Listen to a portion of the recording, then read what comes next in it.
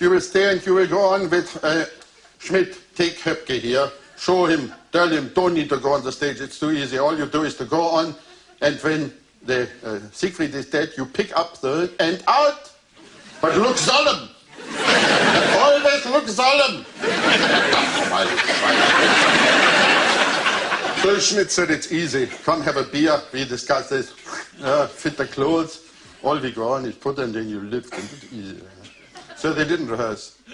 And Siegfried died, was lying on his thing with the horns and wings. And the two men went on, and they picked it up facing each other.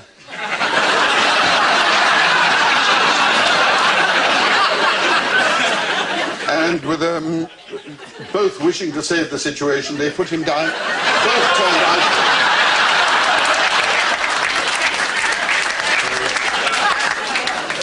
If you want to do a thing badly, you have to try harder than that. Oh, Ted Heath. I suspect that if you weren't so intelligent and hadn't been born so well endowed, you would like to have been a politician. But tonight you've been rather shy about these questions of East and West. But in your own writings, and because of your experience, you're really you've shown that you're in a unique position to interpret East to West, mankind generally. What is your philosophy of humanity? You've abandoned dogma, and you put humanity in its place. Well, I'm very flattered and honored by the question from someone who one always expects is going to talk about politics, but when you visit him in his home, you are first of all shown the piano, and then pictures of yachts. And this is the kind of politician I trust. The question is a very complicated one to answer in a short time. But I think, of course, that the media concentrate on what separates us for obvious reasons. And once you've accepted that there are differences between us, one is always struck by the similarities, because conditions are exactly the same. Because if you're sitting with your own family on the other side of the Iron Curtain and you ask for the salt to be passed, and it is passed, you don't think for a moment that it may be a bug or that there's anything subversive about it. It seems absolutely normal. And of course, normal people in the course of daily events don't talk about politics very much, not as much as politicians think they must. And so it doesn't become a burning question. I think what's happening in Russia today is tremendously exciting. I don't want to appear to be enthusiastic, because you fall into another trap then. And as one French paper said to me, are you sure that you weren't charmed by Mr. Gorbachev? And I said, I'm really no more affected by the fact that he calls me by my Christian name than I am by the fact that de Gaulle, in his goodness, once called me Monsieur.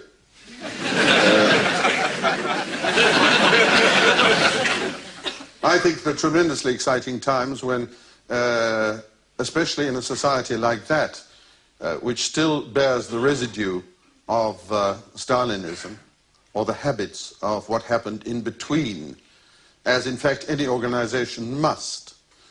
What Gorbachev is doing really, without abandoning the aims of communism, he's gone back to Lenin and is trying to do what Lenin might have done if he had lived longer.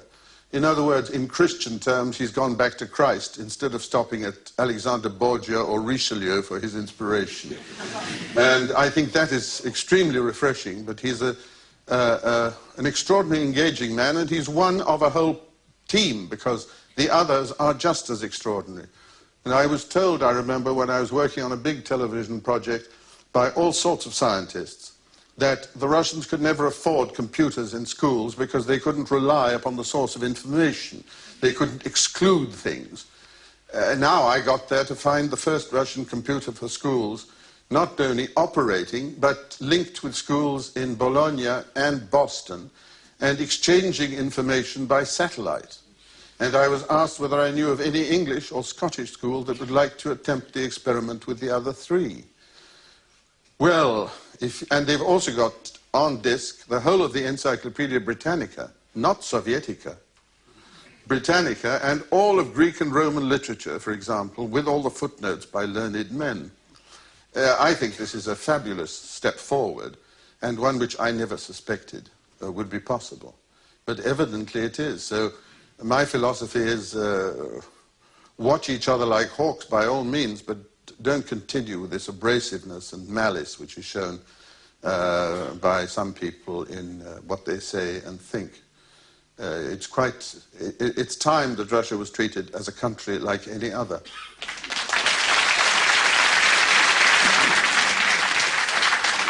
So it's a different way of looking at things, but basically people everywhere are really very good, I think, and they are only made bad.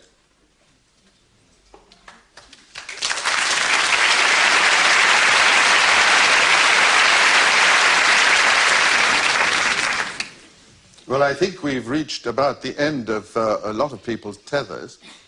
I thought I would send you off perhaps with a last touch of European culture with Professor Dengwald, who is here from the West Germany, the Bund für Europäische Zusammenarbeit. And in order to perform for you with the Bonner Kammerchor, nein, doch nicht. Ja. And the orchestra of the Stadt Kassel, a work written by Johann Sebastian Bach at the age of 2 years, or perhaps even some years before that. It's a fragment of a cantata called Sacra, which was found in Erfurt and smuggled from the and I received the manuscript in my Museum der Musikwissenschaft der alter Zeit, Pro Musica Antica, which is, as everybody knows, the museum which houses the largest collection of musical fragments in the world, perhaps even in Europe.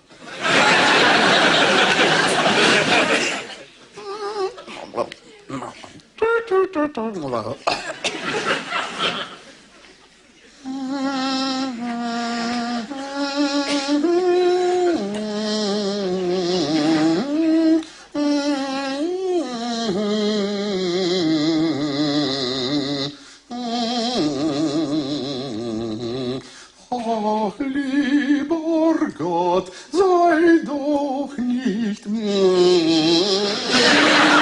sei doch nicht bös.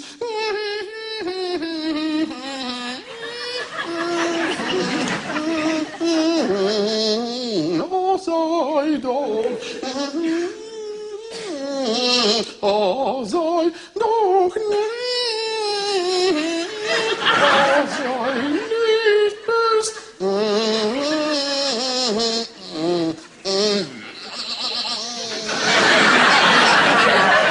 Was kommen wenn die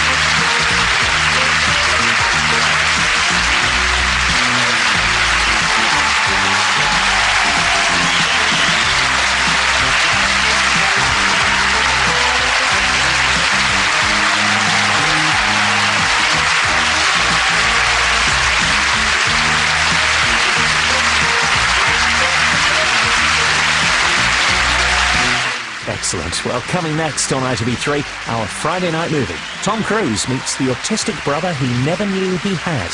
Dustin Hoffman co-stars in the Academy Award-winning Rain Man.